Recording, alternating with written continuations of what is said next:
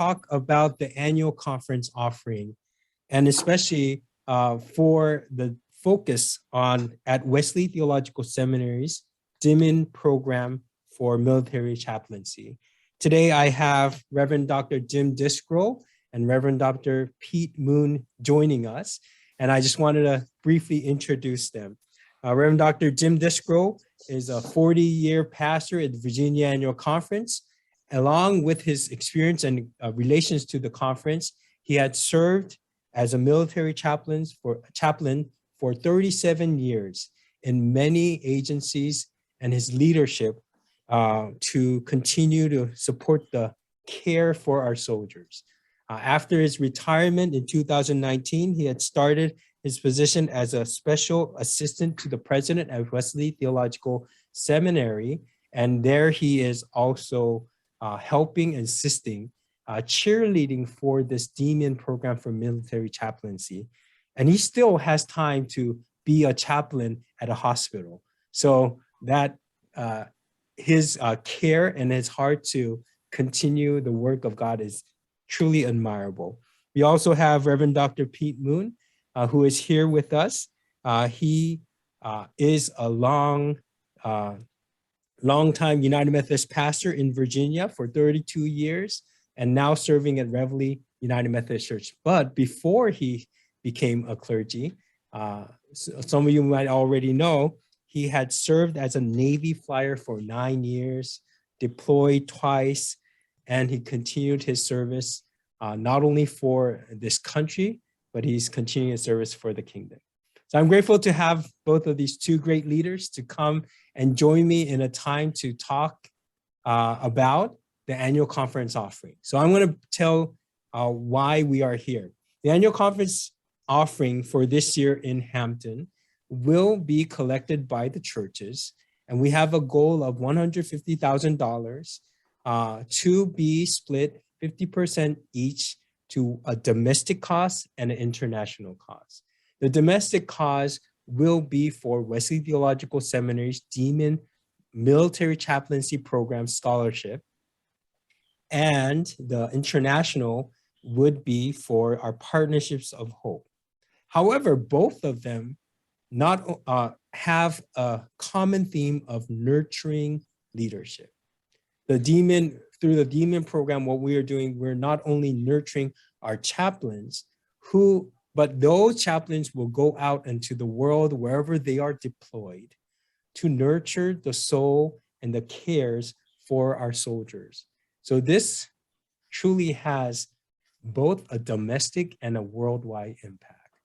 All of our 6 Partners of Hope countries have a leadership development program, which whether it is for our children or whether it is for pastors, we are able to nurture the leadership for the kingdom of God. So altogether, this annual conference offering is called Nurturing Together. And today I'm here to talk about the Wesley Theological Seminary DMin program in military chaplaincy. And I'm glad to have both Jim and Pete here. Thank you very much for joining us. Good to be here. Thank you, RJ. Great to be here. Great to be here. Great. So I just wanted to start by asking Jim to talk and share more about the DMin program at Wesley. Sure. Okay, great. I'll talk a little bit about that. And you mentioned my being retired. That was retiring from the Army. I'm not retired from the conference yet. Got another little time to be serving and under appointment in our conference. And what I am appointed to right now is this work at Wesley and our work at our local hospital. Thank you for that correction. Yes. No, just wanted to offer that bit of clarification. And it's a great honor and a great passion to be at Wesley working with these military chaplains. And this was a vision that David McAllister Wilson, our president, and his vice president a few years back, Terry, and I just lost Terry's name, but Terry Bradfield, retired Army chaplain, had this great vision to reach out and to support military chaplains. And Terry had retired as a military chaplain, went on to the staff at Wesley, and was the basic founder of this program. They thought that the location of Wesley in the nation's capital, the impetus of the events of 9/11 leading to war and deployments and so many things that were straining our soldiers and our families, Terry and David saw a great need and a great opportunity for the Wesley Seminary community and faculty to have an impact, and also recognizing that many times chaplains get to a certain point in their career where there is not an emphasis on continued development to the extent of having finances and funding and so forth through the government for them to step up and get doctoral degrees and so forth. And so there was a need for this level of education among our chaplains, and also chaplains who are at the point that we target, kind of mid-career chaplains, are folks that don't have perhaps lots of extra funding around to put towards getting a doctoral degree. And so Wesley said, we would like to support chaplains, encourage chaplains, and we would like to fund these chaplains to the best of the ability that we can at 100% scholarship. And that's what we've been able to do so far through about 10 years of doing this program, collecting and having very generous donors supporting the program so that these chaplains can come in. A cohort of about 15 chaplains in a given year, maybe 20 in a given year. We've graduated about 60 of those so far and have about 100 right now who are currently in the pipeline. Army, Navy, Air Force, Marine Corps, Reserve, National Guard. These folks come together and are making up the entire spectrum, representing all age ranges of chaplains and religious perspectives. We even have some, have had a few imams who have come through the program and a Jewish rabbi involved in the program. So it's a very encouraging, enriching program that chaplains can come in, that they can be renewed, that they can grow, that they can go back out to serve and have an impact on soldiers, families, sailors, airmen, and take what they've gained at Wesley and have a direct impact in the field wherever they are. And we've got soldiers, chaplains right now serving everywhere, literally right now, Germany, Poland, Middle East, Korea. These are Wesley chaplains going and making this difference, touching lives. So what we do at Wesley has a direct impact on the soldiers in the field. And we teach everything from leadership. David McAllister Wilson, one of the greatest mentors and leaders that I know, teaches a leadership class that he brings his own skill to share with these chaplains.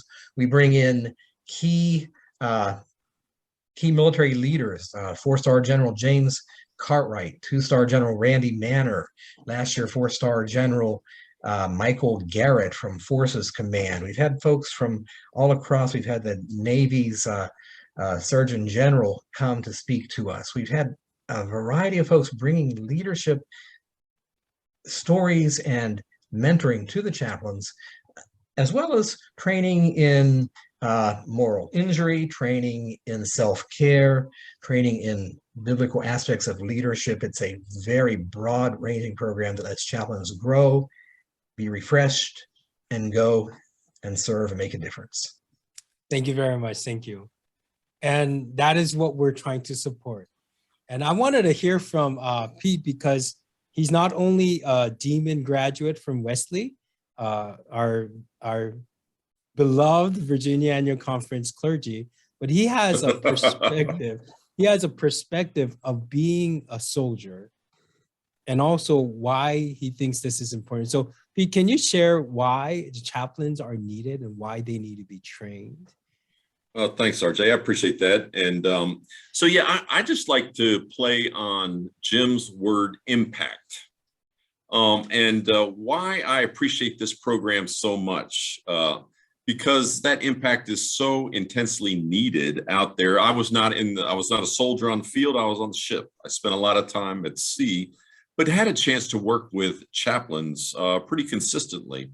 And I got to tell you, that's a hard life. And they certainly need all the encouragement that they can find and we can give them. That's why I appreciate and love this program. And I'm excited about it. And just to kind of bring that to bear, let me tell you a story. So, I deployed at sea a number of times, and there was a season where I was on shore duty. I was a flight instructor. And we would be flying early morning flights. And there was no exception one morning when I was in my office, and the commanding officer of our squadron came into my office like at 8 o'clock on a Tuesday morning and said, "Pete, you're coming with me right now." And he told me that just abruptly that a very good friend of mine had been killed in a horrific plane crash. And not only was I processing that news, but he told me I needed to go with him right now to tell his wife. He was the father of 3 young kids. And oh, by the way, we were going to go on the way and pick up the chaplain. And we had to do that call. We had to do that thing that, you're never ready for as a pastor, as a chaplain, as anybody. And so we all climbed into the skipper's car, drove to my friend's house, knocked on her door at 8:30 in the morning. She was, dressed in a bathrobe. Her kids had just gone to school. She saw the 3 of us in our dress uniforms showing up, and she had that look on her face, right? It was awful. And we walked in the door, and the chaplain was there, and we had to tell her that her husband had just been killed an hour ago in a very hard plane crash. Chaplain was there. He was supportive. But I was just 25 years old, and I didn't know what I was doing. And I was intimidated by the whole thing. And it was just a very hard thing. And I was so appreciative of the chaplain being there. And what I also recognized is how hard it was for him working in this intense environment, no preparation, unrehearsed conversations, intense, demanding commanding officer who wanted answers right then and there. I mean, it was just a hard thing. So I remembered coming out of that thinking how critical it is to have well-equipped, trained, prepared, confident in ministry chaplains who can enter into those conversations that we all as pastors know, conversations that are so critical and timely, but for which we have not rehearsed. It's just critical to have a program like this that equips chaplains in these powerful moments like that. So that's why I'm excited about this program. This program will equip chaplains for situations just like that. And I think just going back onto that word of impact, like you said, in the moments that if we equip these chaplains in the very important time of life, not only for the soldiers, but also for their family, they are able to provide that grace and that care that is needed for the ones who had served sacrificially for this country. Now, I think that's very important. I really believe that there's a need of chaplaincy in our military forces. And I'm glad that this is a program that can continue that. But there is that question, why is scholarship needed for military chaplains to come into this program? And because that's what we're going to focus on, right? In your conference, we'll be funding 50% of the annual conference offering will be contributed to the scholarship program for the chaplains who are entering Wesley DMin. Jim, can you tell us why it is important that there's a scholarship established? Sure. And this is so very important. And I sort of have already sort of touched on it, but just to mention that at this point, as I said, for these chaplains at this point in their life and career, maybe they've been in for 5 years, maybe 10 years, they're receiving military education over those years. They've learned how to function better as a military officer, how to function within the military system, but there is no specific doctoral level kind of program that they can take that'll raise them up to the next level of leadership and growth and skills that we have here at Wesley Seminary. And the funding for them to come and take this kind of program, to come and pay for it out of their pocket, out of their paycheck, that is really not practical for them. Many of these folks have families and expenses and so forth. And so without a program like this, most of them would never have the opportunity to take this level, this kind of experience, this kind of education that they can then take back and share with so many. So it's a multiplier, if you will, because by giving to the scholarship, we help to form and better prepare and give skills to chaplains who are ready to move to the next level of leadership and ministry. And then they go back, and every one of those chaplains has influence on, a battalion of 500 people, a squadron of several hundred people. And so they are making a difference. And we are enabling that through our offerings because, as I said, the financial reality is that most of them are not just going to be able to come and have the money for a doctoral program, about $20,000 to pay for a full-fledged doctoral program to come in the middle of their career and just say, here, $20,000 I'll pay to get a doctoral at 40 years old or whatever. So we are enabling that to happen so that they can go and do this in the midst of their career. Now they've got another 10 years, maybe 15 years beyond this program that they'll be serving, continuing to share and touch and impact. And as I mentioned, the wide range of people, as I said, we have some people right now who are in the NATO area, who are involved in all of the things going on there. We had folks who were involved in the evacuation of Afghani refugees, who were receiving refugees coming in to Qatar from Afghanistan back in August. And as those refugees were landing, there were Wesley Seminary students, DMin students there on the ground, welcoming them and ministering to them and to the soldiers that were there. When there was the very tragic attack during that time in Afghanistan, there was a Wesley Seminary chaplain who was involved in ministering to some of the families and so forth of those who were touched. And so we are making real world impact, real life events. Your contributions are making this happen for these chaplains who probably would not otherwise be getting this education and formation. And what I hear from you is that we are widening the opportunity for chaplains to easily enroll so they can continue their impact, right, and being competent in what they do. Thank you very much. By all means. Pete, I wanted to ask you, because annual conference offering has traditionally known as an offering from the churches that they give to the annual conference for a certain purpose or impact. I wanted to ask you just a little bit more about your perspective on how the churches should give, and what does this mean? Yeah, again, we're sort of continuing on that theme of impact. But when I think about our giving, I want to make sure it's making a tangible difference in the transformative lives of people. And what I love about this offering is that I can see as a clergy person the way it will make a difference. Most of us have learned over the years, we used to think that our preaching is the thing that makes the most difference in people's lives. But over time, what we recognize is that when people tell us, the thing that often is most remembered by people in our ministry are the sidebar conversations, right? Between services, talking to people, praying with somebody between a worship service and a Sunday school. Those offline conversations are often the most transformational places.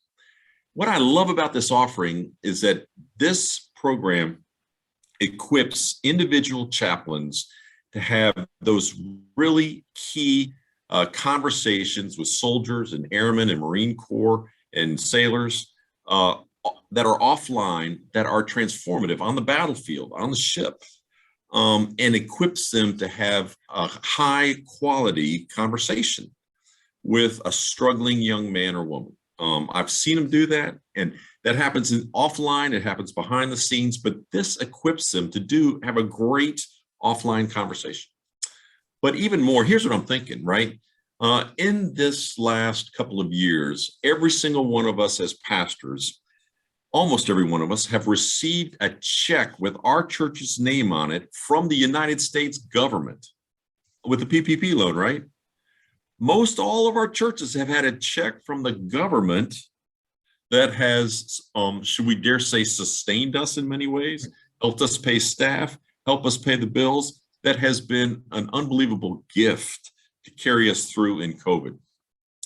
It is our tradition in the church, and we like to respond with thanksgiving and appreciation for a gift we have received, but most of us aren't going to be sending a check to the government. We can't. But here's a way we can give back, right? Those military chaplains, they get their paycheck from the government.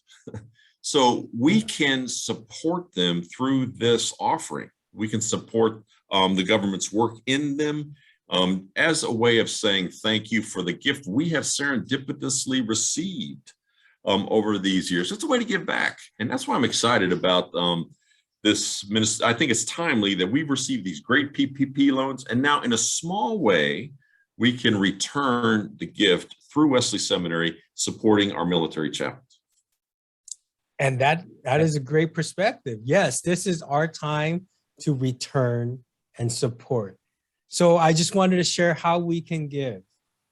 We ask that our churches bring the annual conference offering on June 17th on our Friday morning service, which will be designated as our mission service. And during the time, we will have a time to collect the offerings that were collected prior from our local churches at the annual conference. However, we also wanted to encourage the churches to do so. So what we will do is we will soon release a resource kit of how the churches can do a special offering for this cause, for the annual conference offering. And maybe what if we imagine that all our churches, 1,300 churches, are able to use the first Sunday of June after communion as a love offering to contribute to the annual conference and see what that impact would be. We will provide a resource kit shortly, so the churches will don't have to reinvent the wheel, but use these resources to encourage our members to be part of this great impact. Also, there is an online giving link that churches, actually individuals, can give, and that will be sent toward the annual conference for the annual conference offering. And as I said, all that are collected, 50% will be given to Wesley Theological Seminary Chaplaincy Program Scholarship, and the other will go to our Partnership Hope Leadership. So that's for it today. I wanted to see if there's any final comments from Jim and Pete before we go. Is there any final thoughts? No, I'll just thank RJ and Pete for your enthusiastic embrace and support of this, and speaking on behalf of Wesley Seminary to say thank you, because we truly appreciate it, and the chaplains truly do appreciate it. Each and every one appreciates this great gift to allow them to study. So thank you so much. Thank you, Jim. And I would say to Jim, who is an Army guy, I just have two words on Jim: go Navy. I knew that was coming. I should have expected that. I'm surprised you don't have a T-shirt on or something that says next time. Army. Next time. Okay. Thank you very much. We will have this time, and we hopefully have this annual conference offering as a celebration of us nurturing together. Thank you, everyone. Wonderful. Amen. Thank you. Thank you. Thank you, sir. So I'm going to stop the recording now.